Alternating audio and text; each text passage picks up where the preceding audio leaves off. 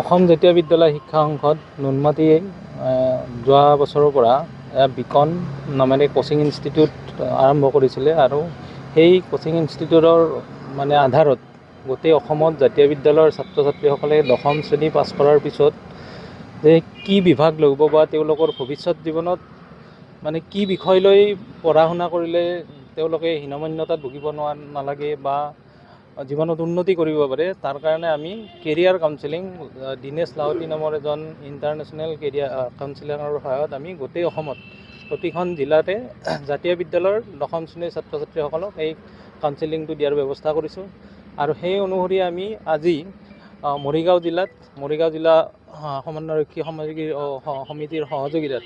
মৰিগাঁও জিলাৰ প্ৰায় 351জন ছাত্ৰ ছাত্ৰীক দশম শ্ৰেণীৰ এই কাউন্সেলিঙৰ কাৰণে আমি ইয়াত জিলা পুথিভঁৰালত ব্যৱস্থা কৰা হৈছে আৰু উদ্দেশ্যটো এটাই যে অসম জাতীয় বিদ্যালয়ত অৰ্থাৎ অসমীয়া মাধ্যমত পঢ়া ছাত্ৰ ছাত্ৰীসকলে যাতে ভৱিষ্যত জীৱনত তেওঁলোকৰ পঢ়াত বিজুতি খাব নালাগে যে আমি বিভিন্ন ক্ষেত্ৰত দেখোঁ যে মা দেউতাৰে হওক বা শিক্ষক শিক্ষয়িত্ৰীৰ বাধ্যত পৰি মই ধৰক ছায়েন্স ল'ব নালাগিছিল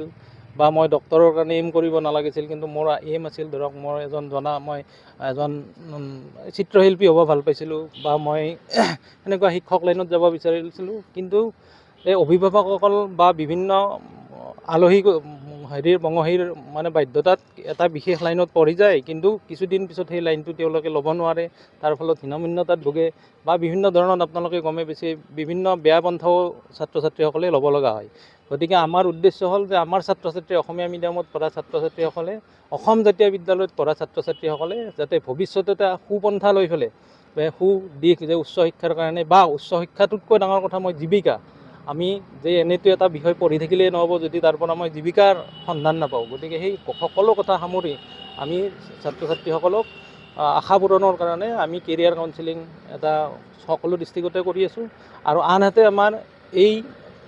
জানুৱাৰীৰ 5 তাৰিখে আমি গোটেই অসম ভিত্তিক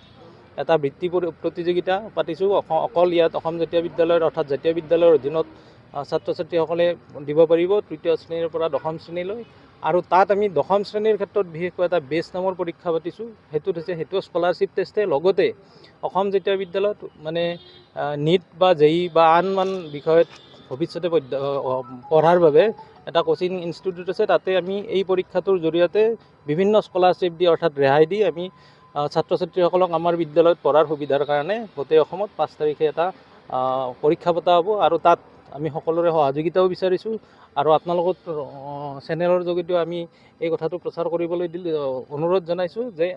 গোটেই এই বৃত্তি পৰীক্ষাটোৰ বাবে ছাত্ৰ ছাত্ৰীসকল বা অভিভাৱকসকলে মানে আগ্ৰহ দেখুৱাই বৃত্তি পৰীক্ষাটোত ভাগ ল'বৰ কাৰণে পৰীক্ষাটো ক'ত হ'ব পৰীক্ষাটো সকলো জিলাতে হ'ব আমি এটা ক্ৰাইটেৰিয়া ৰাখিছোঁ যে মিনিমাম 250 ষ্টুডেণ্ট হ'লে সেই এলেকাটোৰ যিখিনি ঠাইত ধৰক 4খন স্কুল মিলিয়ে যদি আমাৰ তৃতীয়ৰ পৰা ষষ্ঠলৈকে 250 ষ্টুডেণ্ট হয় তাৰ সেই ওচৰৰ স্কুল এখনতে আমি চেণ্টাৰ দিম এনেকৈ এখন জিলাৰ হয়তো 2, 3টা 4টা চেণ্টাৰো হ'ব পাৰে গোটেই অসমতে সেনেকৈ বিভিন্ন চেণ্টাৰ হ'ব আৰু ফাইনেলি পৰীক্ষাটো আমি নিয়ন্ত্ৰণ কৰিম অসম জাতীয় বিদ্যালয় নুনমাটিৰ পৰা ধন্যবাদ জনালোঁ এইখিনি কথাৰ বাবে আৰু যে সঠিক সিদ্ধান্ত বা সঠিক বাছনিৰ অভাৱত বা ল'ব নোৱাৰাৰ ফলত যাতে এটা ভাল মেধা থাকিও ভাল কেৰিয়াৰ এটা যাতে বিপথে পৰিচালিত নহয় সেই উদ্দেশ্য আগত ৰাখি অসম জাতীয় বিদ্যালয়ৰ উদ্যোগত আৰু মৰিগাঁও জিলা জাতীয় বিদ্যালয় সমন্বয়ৰক্ষী সমিতিৰ সহযোগত আজি অৰ্থাৎ 17 নৱেম্বৰ ৰবিবাৰে মৰিগাঁও জিলা পুথিভঁৰাল প্ৰেক্ষাগৃহত আমি কেৰিয়াৰ কাউন্সেলিং এটা প্ৰগ্ৰাম ৰাখিছোঁ দশম শ্ৰেণীৰ ছাত্ৰ ছাত্ৰীসকলৰ কাৰণে গতিকে আমি আশা কৰিম এই কাৰ্যসূচীৰ দ্বাৰা যিসকল ছাত্ৰ ছাত্ৰী এবাৰ হাইস্কুল শিক্ষান্ত পৰীক্ষাত অৱতীৰ্ণ হ'ব আৰু তাৰ পিছতে তেওঁলোকে আৰ্টছ কমাৰ্চ বা ছায়েন্স বিভিন্ন ষ্ট্ৰীমত তেওঁলোক আগবাঢ়ি যাব জীৱনৰ নিজৰ লক্ষ্য অনুসৰি গতিকে তেওঁলোকে এই ক্ষেত্ৰত এই প্ৰথম খোজটোত জীৱনৰ লক্ষ্যৰ বাছনিৰ ক্ষেত্ৰত যাতে উজুতি খাব লগা নহয় সেই উদ্দেশ্যে আমি আজি এই কাৰ্যসূচীটো অনুষ্ঠিত কৰিছোঁ আমি আশা কৰিম ছাত্ৰ ছাত্ৰীসকল ইয়াৰ দ্বাৰা লাভৱান হ'ব দেখিবলৈ পোৱা যায় যে আপোনাৰ যি অভিভাৱকৰ ফালৰ পৰা কিছুমান হেঁচা আহে এই ক্ষেত্ৰত কি ক'ব অভিভাৱক হয় আমি ছাত্ৰ ছাত্ৰীসকলে আজি এই অনুষ্ঠানটোত তেনেকুৱা ধৰণৰ বহু প্ৰশ্নই ৰাখিছে আৰু সেই ক্ষেত্ৰত আমাৰ অসম জাতীয় বিদ্যালয়ৰ যি মেণ্টৰগৰাকী আছে তেখেতে সেই উত্তৰখিনি দিছে যে অভিভাৱক বা বিভিন্ন তেওঁলোকৰ ঘনিষ্ঠ ব্যক্তিসকলে এনেকুৱা যে মানে বাধ্য কৰাব নালাগে ছাত্ৰ ছাত্ৰীক যে ডাক্তৰহে হোৱা ইঞ্জিনিয়াৰহে হোৱা হয় তেনেকুৱা ধৰণৰ কেতিয়াও হেঁচা দিব নালাগে ছাত্ৰ ছাত্ৰীৰ নিজৰ ৰুচি অনুযায়ী নিজৰ লক্ষ্যটো নিৰ্বাচন কৰিবলৈ সুবিধাটো দিব লাগে নমস্কাৰ মই অজয় ফুকন আৰু এইখিনিতে সমূহ এনি ভাৰত চেনেলটোৰ যিসকল কৰ্মকৰ্তা আছে সকলোৰে মোৰ ফালৰ পৰা শুভেচ্ছা জ্ঞাপন কৰিছোঁ অসমৰ আচলতে সংবাদ জগতত নতুনকৈ আচলতে এটি আত্মপ্ৰকাশ ঘটিছে আমাৰ নিউজ চেনেল এনি ভাৰত আৰু এনি ভাৰতৰ এটা খুব ধুনীয়া এটা অনুষ্ঠান হ'বলৈ গৈ আছে সকলোৱে জানে আমাৰ সকলোৰে মৰমৰ হাৰ্টথ্ৰব জুবিন গাৰ্গৰ গানে কি আনে আচলতে জুবিনদাৰ সেই গীতৰ আধাৰত আমাৰ হিৰুদাই লিখা সেই গীতটি গানে কি আনে এই গানে কি আনে নামৰ এটি তেওঁলোকে সাংগীতিক ৰিয়েলিটি শ্ব' কৰিবলৈ গৈ আছে আৰু 15 আগষ্টৰ পৰা গোটেই আৰম্ভ হ'ব প্ৰথম অডিশ্যন অসমৰ ধেমাজি জিলাত আৰম্ভ কৰিব গতিকে সমূহ যিসকল প্ৰতিভা আছে যিসকলে গান ভাল পায় যিসকলে তেওঁলোকৰ নিজৰ প্ৰতিভা আচলতে দেখুৱাব বিচাৰে এই ৰিয়েলিটি শ্ব'ত গানে কি আনে এই প্ৰতিযোগিতাত অংশগ্ৰহণ কৰক আৰু খুব ধুনীয়া আপোনালোকে সুবৰ্ণ সুযোগ লাভ কৰিব